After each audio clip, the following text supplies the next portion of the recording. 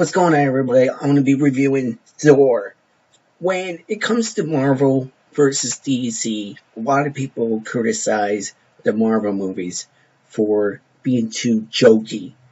And that's like one of the first things that came in my mind when Thor was chained up and he's spinning around and he's talking to what's supposed to be a scary person and he's cracking jokes. And it's moments like that where I'm like, this is where you're starting to teeter off into an area that I'm worried about.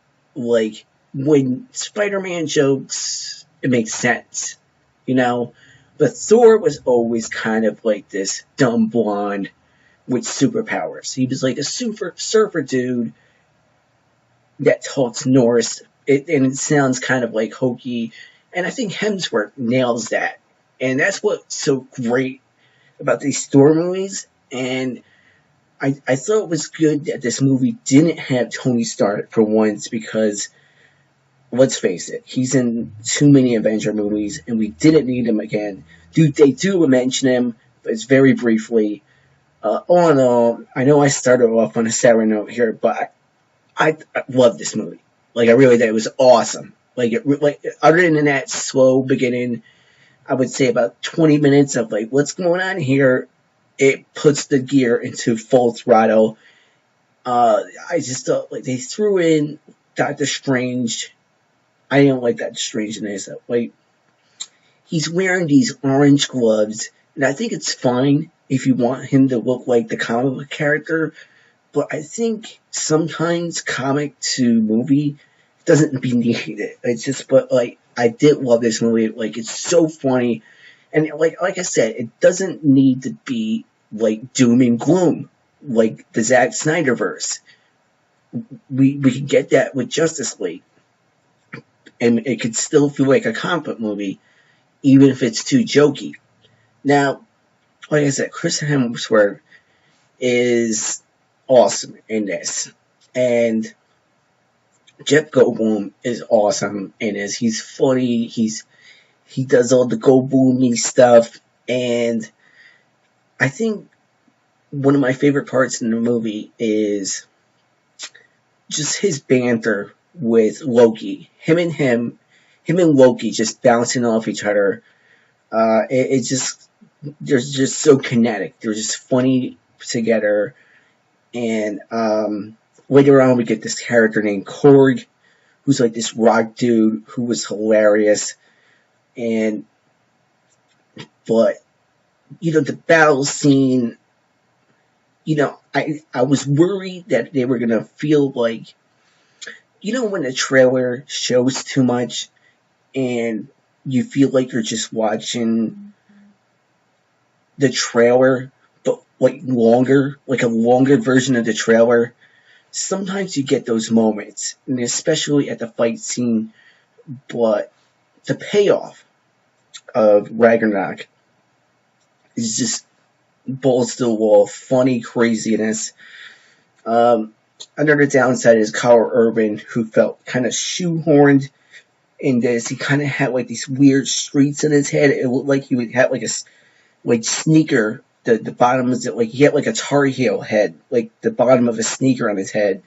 I just thought like, other than like this cool moment he does where he kind of like does like this action scene, if you saw it, you know what I'm talking about. Other than that, I'm like, what's this dude doing here?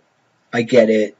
He's kind of, there's moments where I felt Cate Blanchett felt a little underwhelmingly like villainous, where it's like it's just her, and like even though she does resurrect this like army, I still felt like there was like a presence missing.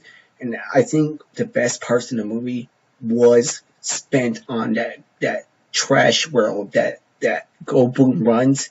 I would actually like to see a whole movie there. I would like to see like Valkyrie and just like what was going on there. The Asgard parts are kind of just like the icing on the cake. And the best parts are like the banter between Thor and Loki, Thor and Hulk, That's the meat of this movie. And it's, as far as action goes, you get your action, you get your comic book. Um, as far as like you get your Stan Lee cameo. Uh, this is like one of the least favorite Stan Lee cameos. I thought the best Stan Lee cameo was in Guardians 2, where he's sitting with the Watchers, and I thought that was like, I know a lot of people think the best cameo is Amazing Spider-Man 2, where they're in the library and there's a lot of Spider-Man fight going on in the background. I would put that second, but overall, as far as a comic book movie goes, it's starting to feel a little bit magnified, and like we want, like, I think a lot of people are getting antsy for Infinity Wars. We're like, okay, this is cool, but let's get to the big fight. And we know a lot of these villains we're fighting aren't the big boss. Like, every movie seems to be a mini boss. A lot of people are really wanting to get to Thanos. With that said, as far as Thor movies go, I might actually say I like the 3 Thor movies better than all 3 Iron Mans, which I didn't like 2 or 3. I liked it better than the Captain America movies because I did like it better than the Captain America movies. And but we're gonna be getting the Ant-Man movies and the Ant-Man and the Wasp. Lots of stuff going on.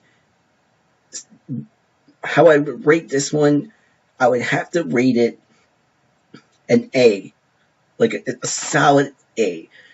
And the only reason I didn't give it an A plus is because that first 20 minutes was kind of nudging me in the wrong way. Like, it was kind of like, it took me a little bit to crack my first smile. I'm kind of, I'm not saying I don't laugh, but I did eventually laugh, and I did have a good time with Thor Ragnarok. I could see a lot of DC diehards just be like, too jokey, it's not supposed to be. Dude, comics started as just like a form of like putting stupid characters like Mickey Mouse and, Betty Boop on paper. Like, it wasn't always just dudes kicking ass. So you're going to have some comedy in there. And you can't,